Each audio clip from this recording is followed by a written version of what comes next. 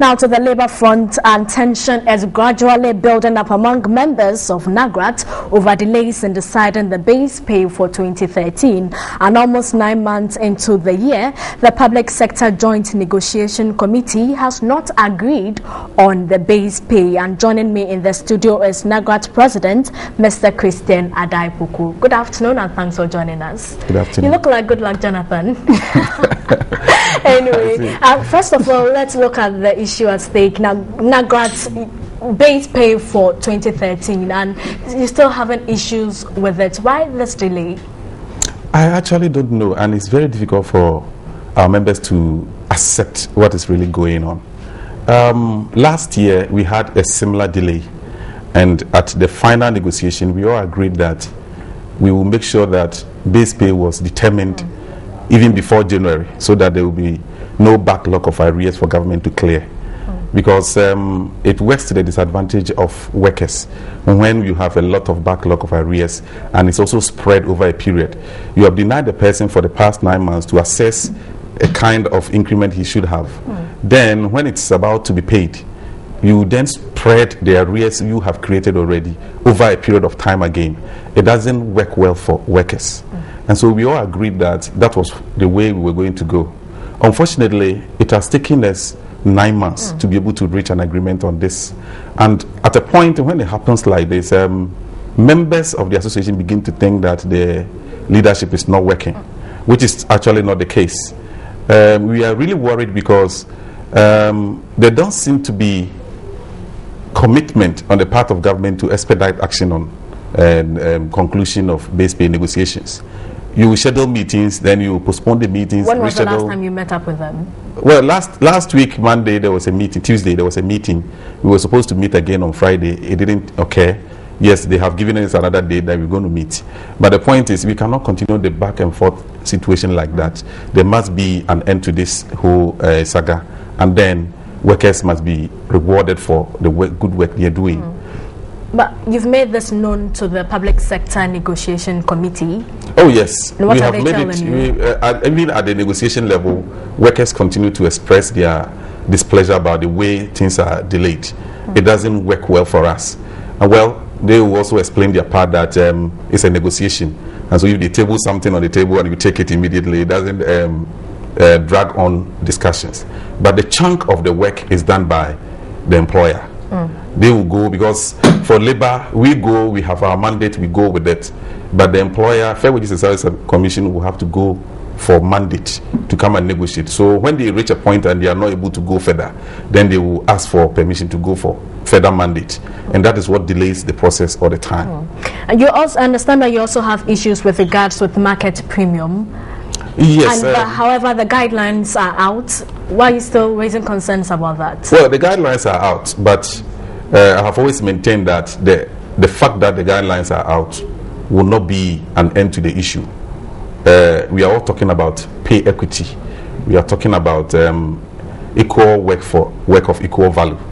And so it is not just an end to it to say that government will have to determine how much I will pay anybody for market premium. But you have to make sure that there is equity in the system so that people will not express their disquiet in different ways. But it looks like this issue of market premium always comes up. And what do you think can be done to stop this issue of market, not only from NAGRAT? It is because of the way it was administered at the initial stages. I think a lot of things happened. People caved into pressure and so on.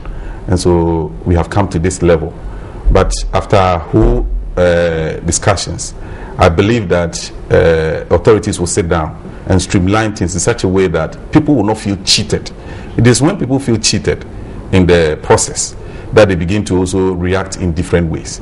If we are going to do things in such a way that it's not just going to be like you have too many members, or you are so many, and therefore if you give you something small, it escalates national expenditure and so on. But then the question is, do you really deserve to be given? And if you deserve to be given, then numbers shouldn't be the case against you, but the productivity that you're giving out should be the matter to be considered. Another issue that has also come up is the scrapping of allowances to colleges of education. What does NAGRAT make of this?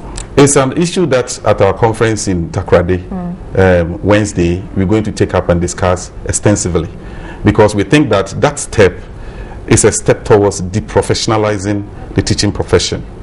One of the issues that is normally picked up when it comes to deprofessionalization is the fact that when you lower standards for entry into the profession, then it means you are deprofessionalizing the system.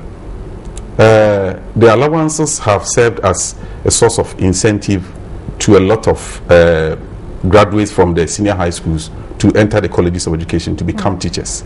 But if it is scrapped out like that, what happens is that a lot of people, instead of spending their money to go to college of education, may decide to go to a polytechnic or university, and therefore the system, the profession is deprived of the cream that they need to be able to do their job well. And so NAGRAT is really unhappy with the way that issue is being handled, most especially when you look at other public sector establishments where people undergo training and they continue to take their allowances. We have a lot of them in the system like that. They are diploma holders when they come out, yet they are not given loans to operate. They are given allowances, and it serves as a source of incentive to people to go there. If we don't take care, it will come to a time that other sectors may continue to have a lot of people attracting a lot of the cream, and then the teaching service will be, profession will be deprived of that. Now you have in your National Delegate Conference. Can you tell us about it? Yes, the theme for the conference is it all starts with a good teacher. And we will always maintain that anything that happens in this world, any wonders that men are able to create, start with a teacher. For example, if you see a space rocket being launched, by all means, those who, the brain behind it, started with a teacher. With all apologies to His Lordship, Justice Atuguba and his group, if they will be able to deliver a good judgment to this nation, definitely it starts with a good teacher. Anything that we do in this world, as we sit here right now, it starts with a good teacher. But the point is, it must be a professional teacher who will be able to nurture the talent we have, so that we will be able to broaden the knowledge base of this country, the human resource development that we are all asking for. We should be able to achieve it through the teachers. If the teachers' allowances are taken from them, you won't get the right people to be able to train the people who will become doctors in future. You will not be able to get the people who will train people to become president, members of parliament, and then journalists like you. Thank you very much. I've been speaking with NAGRAT President Christian Adai Poku. You're still watching Midday Live.